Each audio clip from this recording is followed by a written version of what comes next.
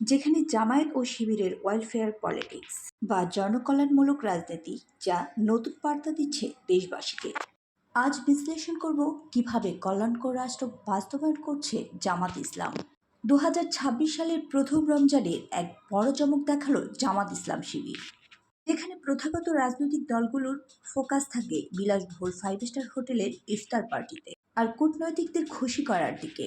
সেখানে জামায়াত ও শিবিরের welfare politics ও জনকল্যাণমূলক রাজনীতি এক নতুন বার্তা দিচ্ছে দেশবাসীকে। আজ বিশ্লেষণ করব কিভাবে কোনো রাষ্ট্রীয় প্রোটোকল ছাড়াই তারা সাধারণ মানুষের মনে জায়গা করে নিচ্ছে। শুরুতেই নজর দিব ঢাকা বিশ্ববিদ্যালয়ের ক্যাম্পাসের দিকে। রমজানকে বরণ করে নিতে পুরো ক্যাম্পাস এবং সংলগ্ন এলাকায় যে সাজসজ্জা আর বর্ণাঢ্য আয়োজন করা হয়েছে, রাষ্ট্রবিজ্ঞানের ভাষায় একে বলা হয় সফট পাওয়ার ব্র্যান্ডিং। কোনো পেশি শক্তি বা উস্কানিমূলক স্লোগান নেই, কেবল উৎসবের আমেজ দিয়ে সাধারণ মানুষের মনে ইতিবাচক জায়গা করে নেওয়া হচ্ছে।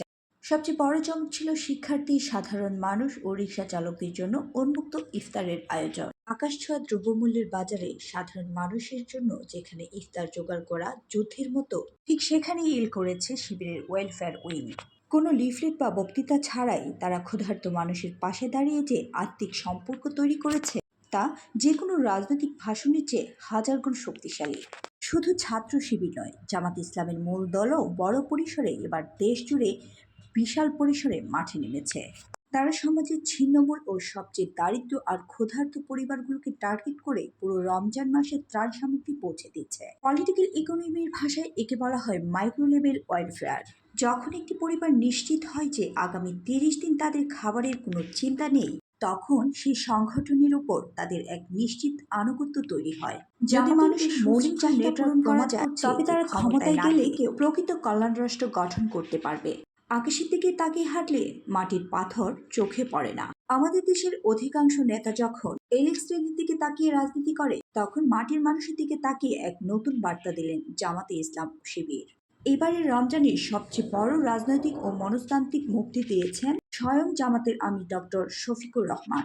প্রথাগত রাজনীতির ব্যাকরণ অনুযায়ী প্রথম রোজার ইফতার হয় বড় কোনো হোটেলে কূটনৈতিকদের নিয়ে, যাকে বলা হয় ইফতার ডিপ্লোমেসি। কিন্তু ডক্টর শফিকুর রহমান সেই চেনা ছক ভেঙে প্রথম রোজায় ইফতারটি করেছেন এক এতিমখানায়। পিতৃমাতৃহীন শিশুদের সঙ্গে মাটিতে বসে একই প্লেটে খাবার দৃশ্য সোশ্যাল মিডিয়ায় ভাইরাল হতে সময় নেয়নি। এটি কেবল একটি ছবি নয়, এটি একটি সিম্বলিক পলিটিক্স। তিনি সুকৌশলী বোঝাতে চাইলেন জামাতের কাছে ভিআইপি হলো দেশের ছিন্নমূল সাধারণ ও এতিম মানুষ, কোনো বিদেশি কূটনৈতিক বা এলিট শ্রেণী নয়।